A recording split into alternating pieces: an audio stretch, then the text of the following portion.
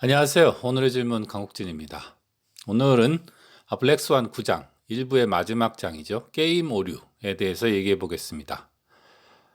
이 장의 내용은 이렇게 정리해 볼 수 있을 것 같습니다. 당신은 하나의 게임 속에 있다. 당신은 하나의 모델을 따르고 있다. 그걸 잊으면 안 된다. 이 게임 오류라는 것이 이제 뭐 여러 가지 방식으로 설명할 수 있을 텐데요. 이제 예를 들어서 이런 거죠. 여러분이 식당에 간 겁니다. 그럼 여러분이 손님이죠. 그리고 거기는 웨이터가 있을 겁니다. 그런데 여러분이 잊지 말아야 되는 것은 우리는 이 식당이라는 공간에서 웨이터와 손님은 식당 게임이라는 게임을 하고 있다라는 겁니다. 왜냐하면 그 공간 내에서 특정한 규칙을 따르면서 어떤 일을 하고 있으니까요. 만약에 여러분이 식당을 벗어났는데도 여전히 그 웨이터와 여러분의 관계가 웨이터와 손님의 관계라고 생각하면 무례한 바보가 되는 것이죠. 이렇게 게임이나 모델은 어떤 규칙을 가지고 있습니다. 그리고 우리는 그것이 언제나 통하지는 않는다는 것을 기억할 필요가 있습니다. 그런데 이런 게임 오류라는 것은 사실은 이제 여러 가지 방식으로 여러 가지 형태로 나타나는데 이 나심이 이 책에서 소개하고 있는 예는 이런 겁니다. 그래서 이 나심이 어떤 학회에 갔다고 그래요. 근데 그 학회가 있었던 곳이 바로 라스베가스였죠. 라스베가스에 있는 카지노의 주인들은 어떤 것을 걱정하느냐? 이 카지노 하면 게임으로 유명하지 않습니까? 그러니까 그 카지노에서 하는 그 게임들에서 굉장히 그 뛰어난 혹은 운이 좋은 갬블러가 큰 돈을 벌어가는 것을 걱정하더라는 겁니다. 그런데 그 나신이 보기에는 이 카지노의 주인들은 게임 오류를 범하고 있다. 즉 카지노의 주인은 그러니까 카지노에서는 카지노 게임만 한다고 생각한다는 거죠.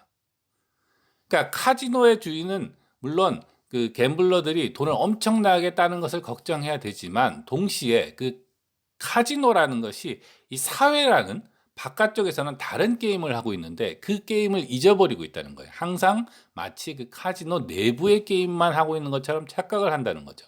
그래서 실제로 기록을 보면 이 카지노를 위협했던 커다란 놀라운 사건, 즉 블랙스완은 이런 거였다는 거예요.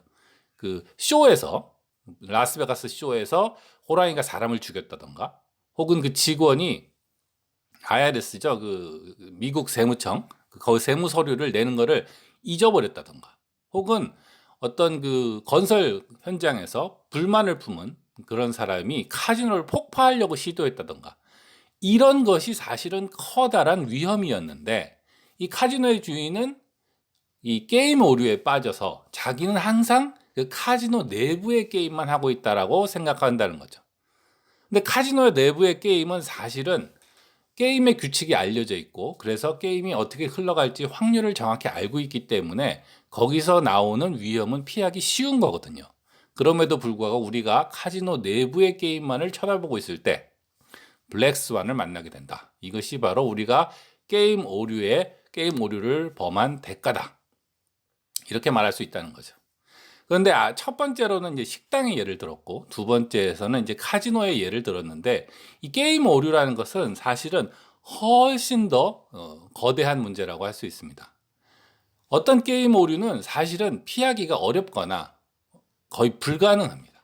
그 대표적인 예, 유명한 예가 이런 건데요.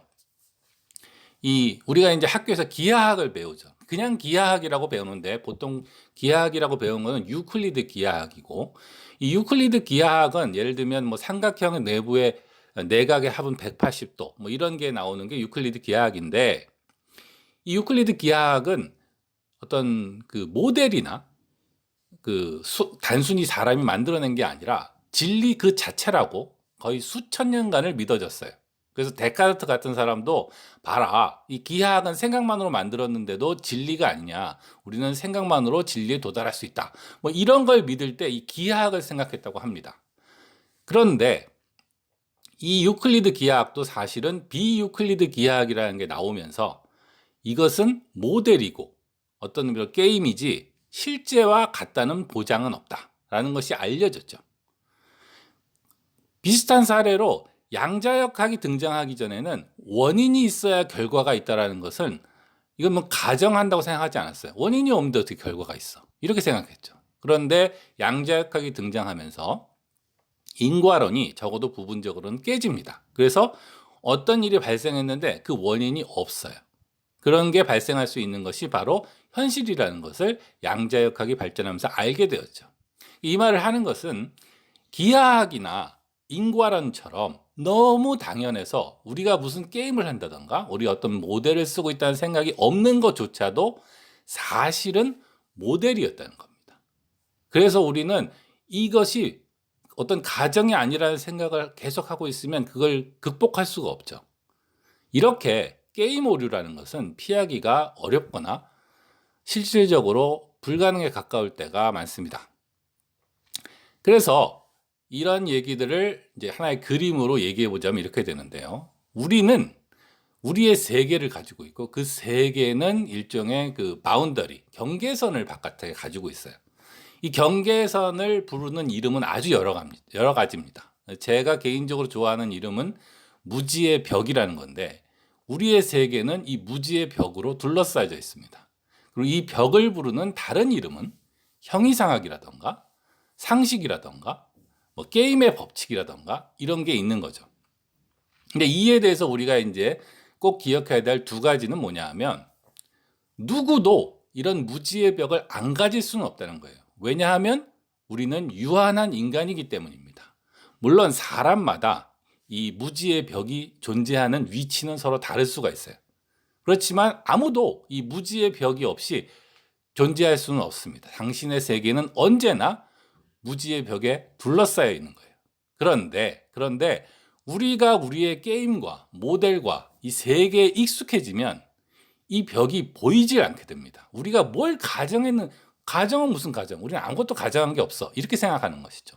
정말 그럴까를 생각한다면 앞에서 들었던 그 기하학이나 이런 인과론, 원인이 있어야 결과가 있다. 이런 거는 보통 지금도 많은 사람이 이런 걸 가정이라고 생각하지 않죠. 모델이라고 생각하지 않아요. 그러나 심지어 이런 거조차도 사실은 알고 보면 깨질 수 있는 어떤 특정한 상황에서만 통하는 거라는 것이 알려질 정도로 이 무지의 벽이라는 것은 어딘가에는 존재하고 우리가 거기에 익숙해지면 보이지 않게 된다는 것이죠. 그래서 우리는 어떻게 생각하느냐? 우리는 특정한 게임을 하고 있고 특정한 모델을 따르고 있는데도 이것이 그냥 진리 그 자체, 그냥 현실 그 자체라고 착각을 하게 된다는 거예요. 그것이 바로 우리가 그 게임 오류를 범하는 순간이 되는 거죠. 게임 오류라는 것은 사실은 여러 가지 이름들로 논의가 되는데 여기서는 직접 이름을 거론하지 않았지만 여기서 보면 이제 주사위 던지는 예가 나오거든요. 또 주사위가 아니죠. 동전이지. 동전을 이제 99번 던졌는데 전부 앞면이 나왔다. 그러면 한 번 더 던졌을 때 앞면이 나올 확률은 얼마일 것인가? 뭐 이것에 대한 질문을 약간 논의하는 게 나옵니다. 이거는 전형적인 베이지 확률과 빈도주의 확률에 대한 논의에서 나오는 겁니다. 이에 대한 그 링크가 그러니까 이에 대한 그 동영상이 제가 있으니까 이 밑에 링크를 걸어 두겠습니다. 그거 관심 있으시면 좀 보시면 좋겠고요.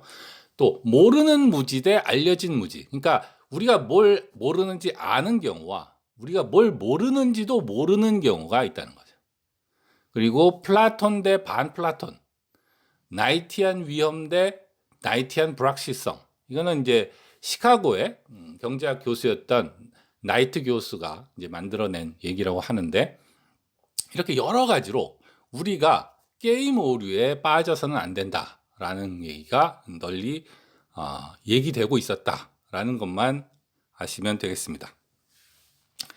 자, 그래서 이 장은 이제 챕터 9일 뿐만 아니라 그 일부의 끝이기도 하는데요. 이 일부의 끝을 하면서 이 나심이 내가 말해온 것들은 사실은 다 한 가지였다. 그 한 가지가 뭐냐? 그걸 요약하는 한 문장을 만들어 보자. 라고 해서 만든 문장이 이런 겁니다. 알려지는 것들은 피상적이다. 알려지는 것이 피상적이라는 게 무슨 뜻일까요? 그러니까 우리는 사람들은 여태까지 한 얘기를 약간 정돈을 해보면 사람들은 분명한 걸 좋아하고 이야기를 좋아하고 자기의 믿음을 확증하려고 합니다.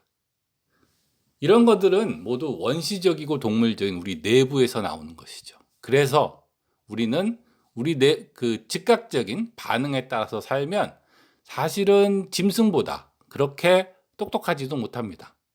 그래서 진짜 인간이 되려면 우리는 시스템 2를 이용해야 되고 우리의 이성을 이용해야 되죠. 그래야 심각한 확률 계산의 오류를 피할 수 있습니다.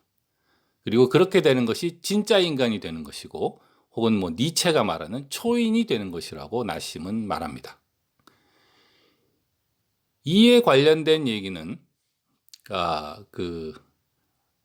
두 개를 제가 한번 적어봤는데, 하나는 이제 유명한 물리학자였던 양자역학을 만든 닐스 보어가 조어한 얘기라고 합니다. 그 말이 이렇죠. 충만만이 명석에 통할 수 있으며 시면 속에 진리가 숨어 있다.